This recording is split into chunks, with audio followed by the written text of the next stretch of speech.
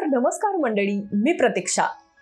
तर आजचा व्हिडिओ आहे त्या लोकांसाठी ज्यांना असं वाटतं आपलं ना जीवनात फार काही होऊ शकत नाही, वय वाढत चाललंय पण म्हणावं तसं आपण काही केलेलं नाही, एकंदरीत जगातल्या चांगल्या गोष्टी माझ्यासाठी बनलेल्याच नाहीत बरं का। असं काही बाई तुमच्याही डोक्यात सतत फिरत असेल ना, तर आज मी तुम्हाला एक गोष्ट सांगते। मीही याच गटात मोडत होते बरं का, पण आता अनुभवाच्या आणि आजवरच्या वाचनाच्या जोरावर मी म्हणेन आयुष्य फार सुंदर आहे। फक्त आयुष्यातून काही विचार, चुकीच्या धारणा, समजुती किंवा भ्रम म्हणा, ते तांदळातून अलगद खडा काढावा ना तसे काढून टाकता आले पाहिजेत। येस, कसं, काय, कोणते भ्रम, ते सगळं सविस्तर या व्हिडिओमध्ये सांगणार आहे। त्यामुळे व्हिडिओ शेवटपर्यंत पहा आणि चॅनलवर जर का तुम्ही नवीन असाल तर लगेच आपल्या या खजिन्याला सबस्क्राइब करा। तर नंबर 1, जर खूप कष्ट केले ना तर प्रत्येकाला त्याच्या आवडीचं काम मिळतंच। हा भ्रम आहे का? तर मी म्हणेन हा भ्रम नाही, पण मला माझ्या आवडीचंच काम मिळायला हवं असा अट्टहास करणं तरी किती योग्य आहे हे ज्याचं त्याने ठरवावं। फक्त याला अनुसरून एक किस्सा आहे, तो इथे नमूद करायला आवडेल, जो मला वाटतं आजच्या प्रत्येक तरुणाला माहीत असायला हवा। तर हा किस्सा आहे नायकीचे संस्थापक फिल नाईट यांचा। शू डॉग या त्यांच्या आत्मकथनात त्यांनी असं लिहिलंय की त्यांना लहानपणापासून मोठा खेळाडू होण्याची फार इच्छा होती, त्यांचं स्वप्न होतं ते। त्यासाठी त्यांनी खूप प्रयत्नही केले, यशही मिळालं, पण ते एक महान खेळाडू मात्र होऊ शकले नाहीत। शेवटी जेमतेमवरच गाडी अडकली आणि त्यांनी दुर्दैवाने हे मान्य केलं की मी एक सामान्य खेळाडूच आहे। पण एक दिवस धावताना त्यांनी स्वतःलाच एक प्रश्न केला, जो मला वाटतं अतिशय महत्त्वाचा आहे। तो प्रश्न होता की मी स्वतः खेळाडू नसलो म्हणून काय झालं, पण खेळाडूंच्या भावना अनुभवता येतील असं मला काही करता येईल का? काम न करता सतत फक्त खेळातच जीवन घालवता येईल, किंवा कामात इतका जीव रमावा की खेळाचीच अनुभूती येईल? आणि मंडळी, यू कांट बिलीव्ह, पण याच त्यांच्या थॉटने नायकी या ब्रँडला जन्म दिला। येस, खेळाडू होता आलं नाही म्हणून काय झालं, पण प्रत्येक महान खेळाडूच्या पायात आपलाच शूज असायला हवा यासाठी त्या माणसाने अक्षरशः रात्रंदिवस मेहनत घेतली आहे, अगदी वेड्यासारखी। त्यामुळे नायकी हा नायकी आहे। मित्रांनो, त्यांचा हा किस्सा इथे सांगण्यामागचं कारण म्हणजे त्यांनीही मी खेळाडूच होणार नाही तर काहीच होणार नाही असा अट्टहासच केला असता तर नायकी आज अस्तित्वातच नसतं। सांगायचा मुद्दा काय, तर आपल्या तरुणांचीही अनेक स्वप्न असतात, पण जरुरी नाहीये की सगळी स्वप्न पूर्णच होतील। आपल्याला हवं ते काम आपल्याला मिळेलच, त्यासाठी हवे तितके प्रयत्न आपण जरूर करूच, पण एका काळानंतर त्यालाही लिमिटेशन येतीलच की। मग अशा वेळी स्वतःला दोषी मानून काही चुकीचा विचार करण्यापेक्षा किंवा ती गोष्ट झाली नाही म्हणून कायम असमाधानी कुडत आयुष्य काढण्यापेक्षा त्या क्षेत्रासंबंधी आपल्याला काही करता येतंय का याचा आपण सतत विचार करायला हवा। किंवा मिळालेल्या कामात आनंद शोधता येतोय का, काय केल्यानंतर ते काम आपण एन्जॉय करू शकू याचा शोध घेतला पाहिजे, आणि तो घेता येतो। असं काहीतरी करता आलं ना तर आयुष्य त्या समाधानाने का होईना पण छान जगता येईल, नाही का? कारण अगेन, खूप कष्ट केले तरी प्रत्येकाला त्याच्या आवडीचंच काम मिळेल असं नाही। नंबर 2, खूप बिझी असणं ही चांगली गोष्ट आहे। अच्छा, म्हणजे हा पण भ्रम आहे का? हो, मीही हे ऐकून अवाक झाले होते, पण तो भ्रम आहे। मुळात लोक बिझी असतात म्हणजे नक्की काय होतं ते आधी समजून घेऊ।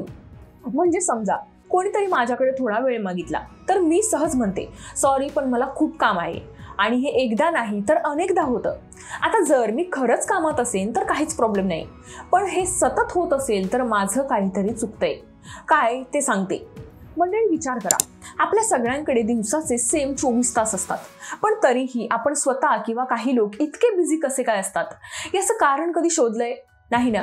तर याचं कारण आहे आपल्या वेळेचं, कामाचं आणि आपल्या ताणाचं नीट नियोजन केलेलं नसल्यामुळे हे होत असतं।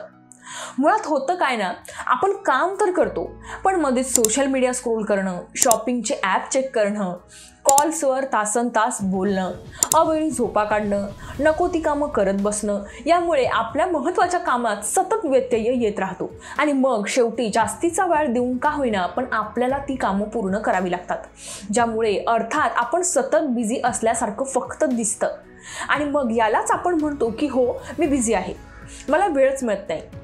नाहीतर मला सांगा, एक्झामच्या वेळेलाच आपल्याकडून जास्तीची जागरणं का होतात? कारण वर्षभराचा अभ्यास पेंडिंग असतो, कारण आपण त्याचं नियोजनच केलेलं नसतं ना, म्हणून। आणि मग येतो विनाकारण ताण आणि त्यामुळे होणारी चिडचिड। त्यामुळे आता जेव्हा जेव्हा तुम्ही स्वतःला सतत बिझी असलेले दिसाल किंवा इतरांना तसं सांगाल, तेव्हा तेव्हा स्वतःला विचारा की मी नक्की बिझी आहे की मी नियोजन करण्यात कमी पडलोय, ज्यामुळे मला बिझी राहावं लागतंय. आता नंबर 3, तुम्ही जन्माला आलात ते काहीतरी भव्य दिव्य करण्यासाठी. आणखी एक गोड गैरसमज किंवा भ्रम म्हणा. मुळात आपण जन्माला आलो ते काहीतरी भव्य दिव्य किंवा जग बदलण्यासाठी नव्हे, आणि त्याची गरजही नाही. आपण जन्माला आलो ते आपल्या स्वतःच्या जीवनाचा अर्थ शोधण्यासाठी आणि आपल्या वाट्याला आलेलं काम, आपलं कर्तव्य चोखपणे पार पाडण्यासाठी. मंडळी, इतिहासात डोकावला तरी तुम्हाला अशी अनेक उदाहरणं मिळतील ज्यांनी आपण अमुक तमुक काम करू म्हणजे जग बदलेल अशा अट्टहासाने कधीच काही केलेलं नाही. प्रत्येकाने फक्त त्यांच्या जीवनाचा उद्देश शोधत जे त्यांना योग्य वाटलं तेच त्यांनी सुधारण्याचा निस्वार्थी प्रयत्न केला. पण अगेन त्याची सुरुवात ही स्वतःपासूनच केली बरं का. कोणी आपल्यासोबत येईल आणि मग आपण जग बदलू, काहीतरी भव्य दिव्य करू असा विचार त्यांनी कधीच केला नाही. उलट त्यांना जे वाटलं पटलं ते करत गेले. मागाहून लोकच त्यांना जोडत गेले आणि ते करत गेलेल्या त्या कामानेच त्यांच्या नावाला आणि त्यांच्या कार्याला भव्य दिव्यता आली, ज्यामुळे आजही लोक त्यांना महान मानतात. सांगायचा मुद्दा काय तर आपलं काम आपण करत राहायचं. उगाच आपण स्पेशल आहोत, आपण अपवाद आहोत, या जगाची जबाबदारी जणू आपल्यावरच आहे असा आव न आणता आपण आपल्या जीवनाचा अर्थ शोधत आपलं काम करत राहिलं पाहिजे. शेवटी एवढंच काय ते आपल्या हातात आहे. आता नंबर 4, तुम्ही 5 वर्षापूर्वी केलेल्या लज्जास्पद गोष्टी लोक अजूनही चघळत बसतात. आयुष्यातला सगळ्यात मोठा गैरसमज. तुम्हाला खरंच असं वाटतंय का लोकांना इतका वेळ आहे की ते त्यांच्या गोष्टी सोडून तुमच्या गोष्टी अजूनही चघळत बसले असतील?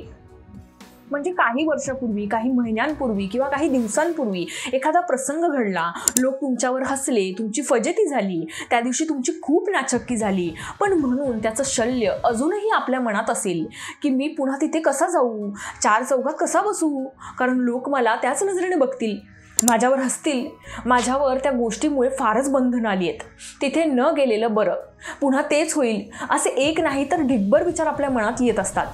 पण खरं सांगायचं तर हा आपल्या मनाचा खेळ आहे.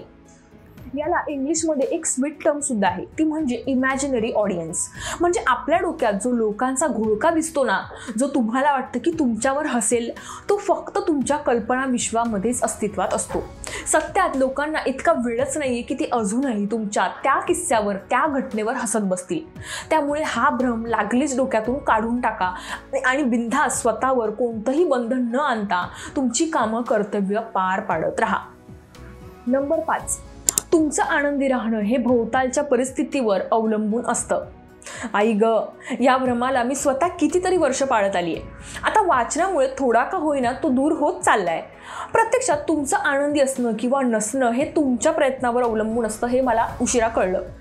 तुम्ही आनंदी राहण्यासाठी किती आणि काय प्रयत्न करता, सकारात्मक गोष्टींवर किती लक्ष देता, अडचणीतून कसा मार्ग काढता, लोकांशी कसे वागता, स्वतःविषयी तुम्ही कसा विचार करता, स्वतःसाठी आर्थिकदृष्ट्या, शारीरिकदृष्ट्या, मानसिकदृष्ट्या काय करता, यावर तुमचं आनंदी होणं किंवा दुःखी होणं अवलंबून असतं.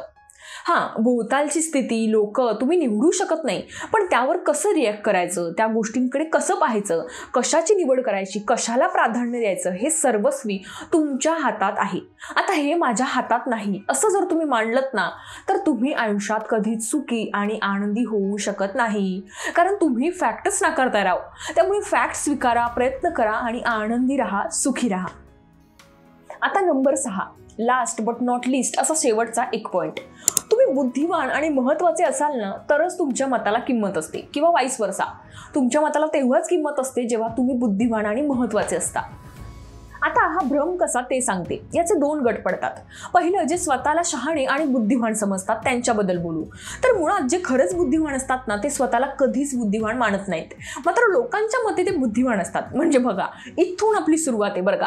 कारण त्यांना माहीत आहे आपण असं मांडलं ना तर आपलं शिकणंच बंद होईल आणि आपला तो इगोच आपल्या प्रगतीतला अडसर बनेल. त्यामुळे जर तुम्ही स्वतःला खूप हुशार, शहाणे समजत असाल ना, तर सॉरी गाईज बरं का, पण तो तुमचा भ्रम आहे.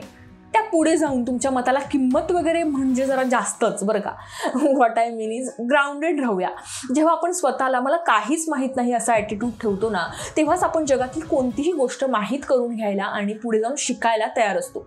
आता हा एक गट झाला. आता दुसऱ्या गटाविषयी बोलूयात. ज्यांना असं वाटतं की बुद्धिवान आणि महत्त्वाची व्यक्ती असलो तरच आपल्या मताला किंमत असते. मला सुरुवातीला हीच फिलिंग यायची की मी महत्त्वाची नाही तर माझ्या मताला किंमत का असेल. पण यात सगळ्यात मोठी गडबड काय होते ते सांगते. या अशा विचारामुळे आपण आपलं मत मांडणं तर सोडाच, पण आपण एखाद्या गोष्टीविषयी मत बनवण्याचेही कष्ट घेत नाही. कारण हा भ्रम आपल्या डोक्यात पक्का असतो की माझ्या मताला किंमत नाही. माझ्या बाबतीत असं झालंय म्हणून तुम्हाला सांगते. आजही कितीतरी असे लोक आहेत ज्यांची एखाद्या विषयाविषयीची काहीच मतं नसतात. अहो, तुमचीच मतं नसतील तर समोरचा तरी तुम्हाला का कन्सिडर करेल? तो तुम्हाला गृहीतच धरेल ना राव. त्यामुळे आजपासून तुमच्या मताला किंमत असो किंवा नसो, किंवा कोणी ऐको किंवा न ऐको, तुम्ही बुद्धिवान असा किंवा नसा, महत्त्वाचे असा किंवा नसा, पण तुमची एखाद्या विषयीची ठाम मतं ही हवीतच. आता ती कशी बनवायची हे तुम्हाला जाणून घ्यायचं असेल तर मला कमेंट करून तसं सांगा. मी उत्तर द्यायचा पूर्ण प्रयत्न करेन. तर ह्या होत्या त्या 6 गोष्टी, विचार, धारणा किंवा भ्रम म्हणा, जे आपल्याला आयुष्यात मागे खेचतात. ते एकदा दूर केले ना की तुम्हाला हवं ते तुम्हाला मिळवता येईल. तुम्हाला यातलं काय पटलं, काय खटकलं हे मला कमेंट करून नक्की सांगा. व्हिडिओ खरंच आवडला असेल तर लाईक करा आणि तुमच्या मित्रांना सुद्धा हा व्हिडिओ नक्की शेअर करा. बाकी भेटूया पुढच्या व्हिडिओत. तोपर्यंत वाचत राहा आणि वाचलेले शेअर करायला आणि फॉलो करायला अजिबात विसरू नका.